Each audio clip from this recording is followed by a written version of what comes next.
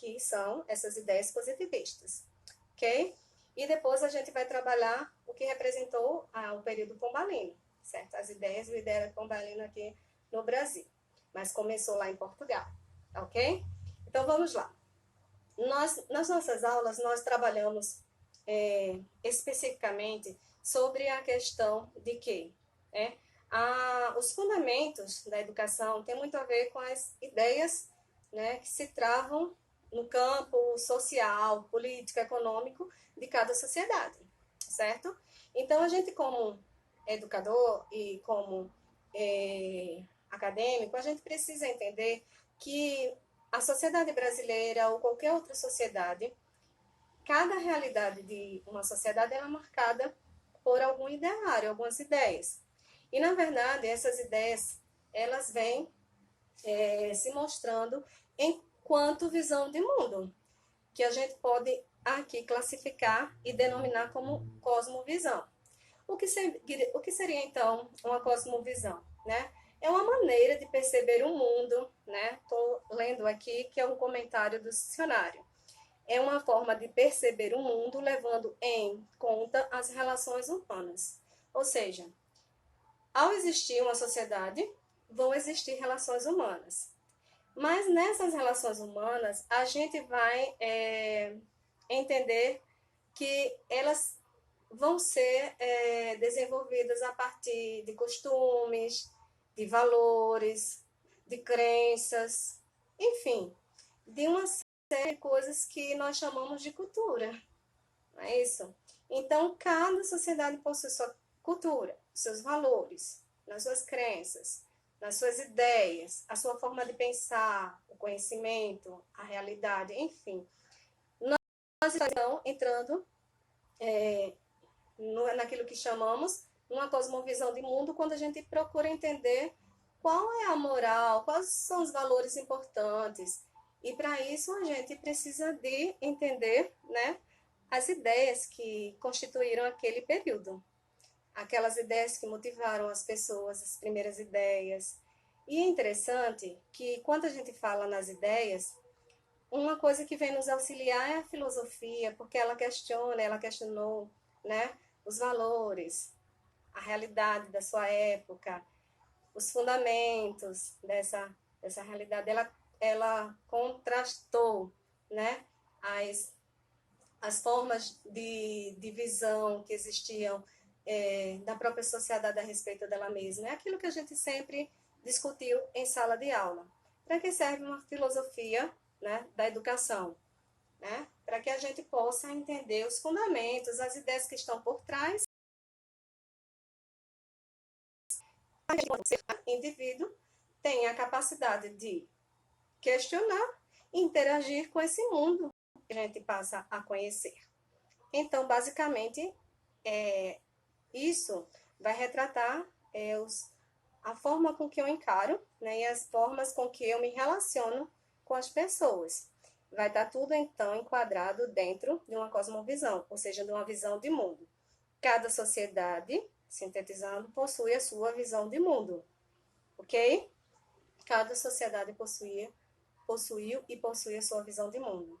E essa visão de mundo, por consequência, e do desenvolvimento histórico, econômico, vão possuir alguns ideários. E neste caso específico da Nessa Noite, nós estaremos entrando naquele ideário que constitui o positivismo. O positivismo, ele é um ideário, certo? Que vem se contrapor às ideias anteriormente travadas na Idade Média, lançadas na Idade Média. Ou seja, o positivismo vem de encontro à moral cristã. A moral cristã que a gente tanto trabalhou, a moral cristã que cada indivíduo daquela época, do período medieval, na Europa, pensava que eles tinham que se constituir, né? A educação, os princípios, os valores levariam, né, o cidadão, o indivíduo, à busca de um caráter, de uma moral divina. E essa busca, ela perpassava por todos os aspectos políticos, religiosos, econômicos. Quando a igreja negava a quando a igreja negava a aquisição de bens materiais aqui na terra, que a gente trabalhou muito isso em sala de aula, ela estava querendo dizer que o que prevalecia era a moral cristã, ou seja, a fé que levaria o homem à busca pela sua salvação através, né, do processo de purgatório, de pagar, de sofrer, porque nós éramos pecadores e teríamos que fazer isso em graus para chegar lá no céu, né, a buscar a nossa salvação. Então, basicamente, essa moral cristã se apoiava na fé, certo? E excluía a razão, ok? Isso é uma moral baseava-se na fé e na busca pela salvação. E nós vimos também em aulas anteriores que nessa busca, a igreja, enquanto instituição poderosíssima, ela dominava a política, a economia, ela dominava tudo. Tudo tinha que ser passado pelo crivo da igreja. Então, a igreja, ela também constitui uma espécie de instituição educacional que difundiu para todos os lugares a sua cultura, os seus valores, a sua cosmovisão. Lembram que cosmovisão significa as relações, né? Que a gente leva em conta as relações entre os indivíduos, né? Buscando a entender suas questões de natureza filosófica, social, econômica. Então, baseado nisso, a igreja criou essa instituição que a gente conheceu como Companhia de Jesus. E a Companhia de Jesus foi, assim, bem administrada inicialmente por Inácio de Loyola, certo? Pelo padre Inácio de Loyola. Nós vimos também isso. E aí chega um tempo que a sociedade avança, a sociedade europeia avança. E o avanço econômico, né, a busca de outros campos, de outros lugares para comercializar, no caso as Índias, né, o caminho às Índias, o conjunto de ideias novas que estavam surgindo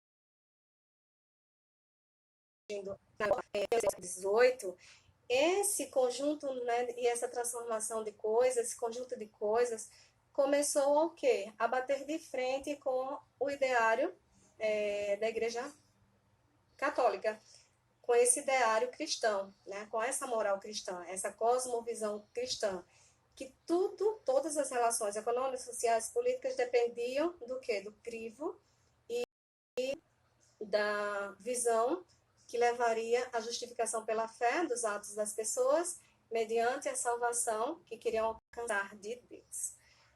Então, nesse momento, é importantíssimo agora